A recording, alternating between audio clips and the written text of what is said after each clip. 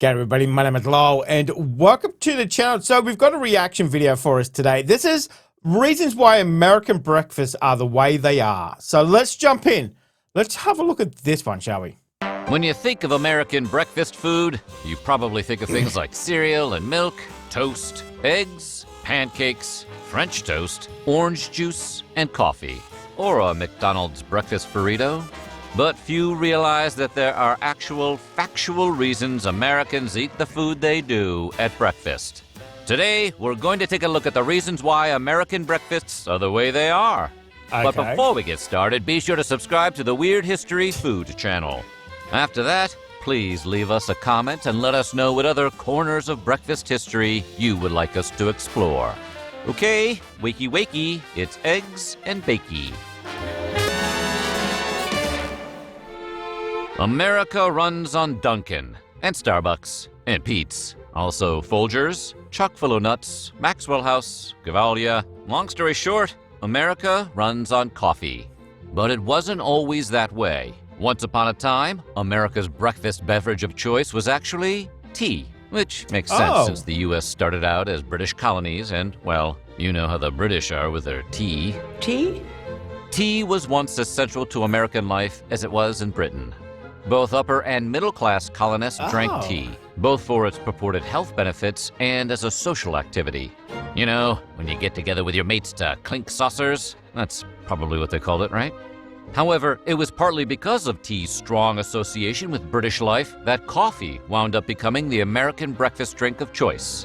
In 1765, Britain passed the Stamp Act, imposing a series of taxes on goods, one of those goods being tea. The colonists were pretty unhappy with the act and responded with protests that included the famous Boston Tea Party. But some colonists went even further and boycotted the beverage altogether. Those brave souls turned to alternative beverages instead, like coffee. But it was really during the Civil War that coffee consumption in America increased dramatically. To improve their focus and endurance during the war, soldiers were given coffee rather than the standard rum and brandy. Because it's generally more advantageous to have your soldiers high on speed rather than drunk on well liquor. As more and more coffee was imported for the soldiers, demand for the drink expanded beyond the battlefield and into American homes. Fast forward about 150 years later, and there's a Starbucks on every corner. Kind of feels like that mermaid logo should be draped in an American flag. Humans have been eating bread for about 10,000 years. Give or take a few hundred. However, the invention of toast, which is essentially just burnt bread, is credited to the Romans who first toasted stale bread in order to preserve it. The idea was a big hit. It's hard to say no to that irresistible crunch, and toast remained a staple fare throughout the centuries. But it didn't find its permanent place on American breakfast plates until the 19th century, when the Seventh-day Adventist Church promoted it as a healthy, quick, and affordable breakfast. Back then, people made toast by holding it on a fork. That's an interesting little fact, wasn't it? Okay. Or in a frame by a fire or stove. In 1893, the Eclipse toaster was introduced as the world's first electric toaster. But while it was a huge step that thing looks dangerous. What the? Forward, the machine toasted only one side at a time, so you still had to manually flip the bread, which kind of makes it worthless. The whole point of a toaster is that you can watch Netflix on your phone while it does all the work for you. Come on, 1893, figure it out. Then, right around 1919, several technological advancements led to the invention of the automatic pop-up toaster. This was followed in 1928 by the invention of pre-sliced bread. It was the combination of these two inventions that made toast easily accessible. So the toaster came before sliced bread. Okay. That's weird, but okay. Nationwide. But what really cemented toast's place in American breakfast were changes in American work life. In the early 20th century, the working and middle classes found they no longer had time for the elaborate breakfast spreads of eras past.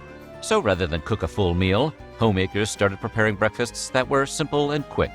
Thanks to the invention of the pop-up toaster and sliced bread, toast was a natural fit. Based on its name, most people probably assume that French toast is, you know, French. No. Like French braids, French fries, or the French kiss. But it's not. In actuality, French toast doesn't have a single origin. The earliest known reference to this particular breakfast staple actually comes from an ancient Roman cookbook called Apicius. Oh. That recipe, which may date all the way back to the 1st century CE, Wow. calls for the chef to remove the crust from fine white bread, slice it into rather large pieces, soak those in beaten eggs and milk, then fry the concoction in oil. Once cooked, wow. the book recommends covering the toast with honey. The author was presumably banished from polite society for this recipe, because what devilment would possess... So, how did French become part of it then? Are they going to tell us or what? you to soak a hunk of bread in raw eggs? French toast tastes the same whether it's in pieces or whether it's whole. I mean, bread is bread, you know? Various other versions of French toast continued to crop up all throughout Europe in the Middle Ages. Like regular toast, French toast was just a way to rehabilitate stale bread. It wasn't so much a luxurious dish reserved for the rich as it was a money saver for a thrifty crowd. So how did this dish come to be known as French toast? Well, no one is exactly sure. But in the US, it used to be called a lot of things, including German toast and Spanish toast. Kinda sounds like we should just call it European wet bread. Oh, European wet bread? That does not sound good. German toast, Spanish toast, French toast. Maybe it just sounds fancy. I don't know. Maybe that's all it is. Prior to the invention of cereal, Americans, for the most part, ate full, hearty breakfasts that included the same type of foods they'd eat at dinner. As time went on, however, Americans began experiencing frequent indigestion, and health experts quickly blamed breakfast as the cause. Seriously, dude, light a candle. Turns out you really shouldn't eat pizza anytime, even if it is on a bagel. These experts argued for lighter, more nutrient-rich breakfasts, and voila, cereal was invented. In the 1870s, a fellow named James Caleb Jackson introduced granula, which was twice-baked pebbles of flour, to the United States. But as appetizing as twice-baked pebbles of flour sounds, there was a minor problem. Eating granula on its own was pretty much impossible. The pebbles were hard as rocks. An emergency dental trip was just waiting to happen. As a solution, Jackson's mother, Lucretia Edgerton Jackson, suggested soaking the granula in milk or warm water to make it edible.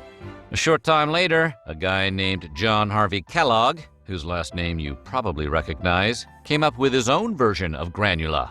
Kellogg made a minor spelling adjustment to Jackson's product name and then gifted the world with what he called granola. Kellogg's granola started to take off, along with the practice of soaking. Is that what? Because we would call that muesli in Australia. That's where granola came from. Okay. Imagine that. Cereal could have just been warm milk, and we wouldn't have known the difference. Okay. I mean, I've had cereal with warm milk before. We grew up pretty poor, so milk wasn't always available. Okay. Okay, in granola. Milk or warm water, if you're some kind of maniac. Today, cereal is much softer and, crucially, edible all on its own. But most people still prefer to pour milk over it. Yeah. Today, orange juice is the classic breakfast beverage of choice for Americans when coffee and or booze isn't available. But that wasn't always the case. The story of OJ's regular place on our breakfast tables starts in the 1920s, when biochemist Elmer McCollum kicked off America's obsession with vitamins by touting their healing properties. Corporate America then picked up the ball and ran with it, particularly Sunkist, who began marketing daily doses of its canned orange juice as containing all the vitamins and nutrients of... It's amazing. It's amazing how many things have just been kind of put out there, and then we've just jumped on it as a society, and it's just continued, and we do it because we do it now. You know, nobody knows the reason why, but you know, because some bloke says, oh, you know what, this is the way we should do because of the nutrients and it's healthy and whatever else. You know, interesting, very, very interesting. Okay, person needs. McCollum then switched gears and introduced America to acidosis, which he claimed was a buildup of acid in the bloodstream that could cause fatigue. To prevent this condition, McCollum suggested people eat lettuce and citrus fruits, which are full of acid. The people in Sunkist's marketing department, who apparently just bought everything McCollum said, quickly latched on to the acidosis scare to promote its orange juice even more heavily than it did before. But it wasn't until after World War II that the drink's popularity at the breakfast table really picked up. During the war, the government needed a way to provide soldiers with vitamin C. So they charged all of their scientists with developing an orange juice that was superior to the canned variety commonly available at the time. It's unclear how they did this. Maybe they made the orange juice lift weights? Those scientists succeeded in their task, developing the product we now know as frozen concentrated orange juice. The problem was, they did it 3 years after the war had ended. Luckily, corporate America was only too happy to pick up their research. And by the 1950s, mass-produced fresh frozen orange juice was a staple in America. Fresh frozen orange juice? I've never heard of frozen orange juice. I don't think we've ever had it here in Australia. Fresh frozen orange juice. Interesting. Pantries. Okay. Quench your thirst with health. Quench your thirst with wonderful fresh frozen orange juice from Florida, the state of health. Orange juice has solidified its reputation as an affordable, healthy breakfast beverage, although its supposed health benefits are dubious at best. Bagels, in their simplest form, round rolls with a hole in the center, have been traced all the way back to ancient Egypt. But the bagel as we know it, the perfect delivery system for fried eggs and cream cheese, can be traced to 14th century Poland. German immigrants who were moving into the region at the time brought with them one of mankind's greatest inventions, the pretzel. Over time, those pretzels morphed into one of mankind's other greatest inventions, the modern bagel. Then, when Jadwiga of Poland, the first female monarch of the Kingdom of Poland, chose to eat bagels during Lent, they began to gain popularity among the nobility. As Germans were migrating to Poland, Jewish immigrants were too. At the time, Christians banned Jewish people from making bread in many regions because of the food's connection to the rite of communion. But Poland became the first to allow Jewish people to bake and sell bread, including bagels. And it was late 19th century Jewish immigrants who first brought bagels to America. Despite the popularity of bagels today, they were not a big hit in America at first. That would change in the 1970s when bagels exploded in popularity across the broader U.S. after Lender's began marketing frozen bagels. Now my new Lender's bakery-style bagels stay chewy and delicious for days and days. While we're on the topic of round breakfast-baked goods that have a hole in the middle, let's talk donuts. The modern donut, as we know it, is widely believed to have originated in the 18th century, when Dutch immigrants brought them to New York. Back then, they were called oliekoeks, or oily cakes, which sounds more like a used hamburger bun than a delicious breakfast treat. The recipe evolved from there, with a 19th century ship captain claiming to have created the familiar donut shape with a hole at the center. While that anecdote is disputed, what is certain is that World War I saw the donut become cemented as an American staple. Volunteers in France gave donuts to American soldiers in the trenches to remind them of home. Then in 1920, a guy named Adolf Levitt invented the first donut machine. The ability to mass-produce donuts instantly made them a symbol of progress. And at the 1934 World's Fair, they were seen as the food of the future. Back then, a donut cost a mere nickel, which made them accessible to almost everyone, even though I can't imagine somebody saying donuts, the food of the future. It's like, it's a simple donut. It's amazing how much changes, isn't it? was hit hardest by the Great Depression. And by the 1950s, Krispy Kreme stores were in 12 states. 1950. And donuts were considered the quintessential American breakfast food. But while all this 1950, that's a long time. Dang. seems straightforward enough, the origins of donuts are actually contested. Fossilized versions have been found in Native American settlements, throwing this widely accepted narrative into question, and also making us wonder why no natural history museum has donut skeletons on display. In 1901, Force cereal changed the world forever by showing up on supermarket shelves with a mascot on the box, Sunny Jim. I've never heard of Force cereal. Force cereal. Never heard of him. Sunny Jim. Oh, okay. It's hard to believe now, but this was a pretty big anomaly for the time. People were not Sonny used to Captain Jim. Crunch or the Honey Smacks frog. Sonny Jim was so wildly successful that other cereal brands took notice and began to develop their own mascots. Beginning in the 1930s, cereal mascots like Snap, Crackle, and Pop, Tony the Tiger, Captain Crunch, and Toucan Sam were introduced and proved to be just as successful as Sonny Jim. Arguably, Sonny more Jim. so. Which one of you has actually heard of Sonny Jim? Then I sometimes say Sonny Jim, but I never knew it was a cereal. I've never heard of it before. And in the Okay. 60s, the cereal mascot's star power received a major boost from the introduction of color TVs in homes throughout the country. Cereal companies used their compelling characters, complete with elaborate backstories and complex Oh my plots, God. to market their cereal to kids. It was an extremely successful tactic, with one minor problem. The cereals marketed with cute cartoon mascots were, and still are, usually full of sugar. Yeah. Super Sugar Crisp is coated with super Sugar to make it taste crisp. so Oh my sweet. God. Throughout the 1990s and early 2000s, public health organizations urged companies to scale back their aggressive targeting of youngsters. The Children's Television Act of 1990 limited the number of advertisements in kids' programming. And in 2006, several major companies pledged to use their characters to market healthier options. We like to think Sonny Jim would be proud, whoever the hell he is. So what do you think? Which of these breakfast foods do you eat to start your day? Let us know. That's an interesting video. I like the fact that, you know, some of them come from just somebody's suggestions, you know. Oh, this is going to be healthy. Start your day with this, and people jump on it, you know, like toast and stuff. I'm surprised that the toaster came before sliced bread. I mean, that's the whole point of a toaster, to toast bread, you know. That was very interesting. And bagels.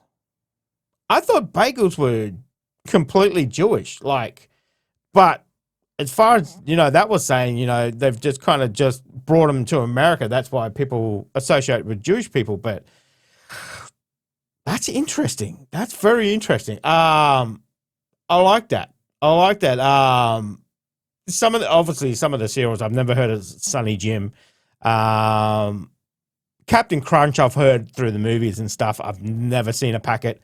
But that was very interesting. Like the frozen OJ. I've never heard of frozen orange juice in my life. We definitely don't get it here. Not that I know of. Frozen concentrated orange juice? No. I've never heard of that. Never heard of that. So, very interesting. It just kind of the way things started and the way people just jump on it, advertising especially, you know, just to kind of continue that suggestion. And then all of a sudden it's just part of society. That's what you do. You know, you have cereal, you have milk with it, you know, whereas it could have very easily been hot water, you know, if that caught on. Funny the way the world works, that's for sure. So let me know what you thought of that one, guys. Thank you very much for joining me today. Make sure you stay safe, and I will definitely see you in the next reaction video. Oh, you're still here? You want more content? Why don't you check out my Patreon down here? You'll get plenty more content and some exclusive videos over there too. If not, why not check out this one over here?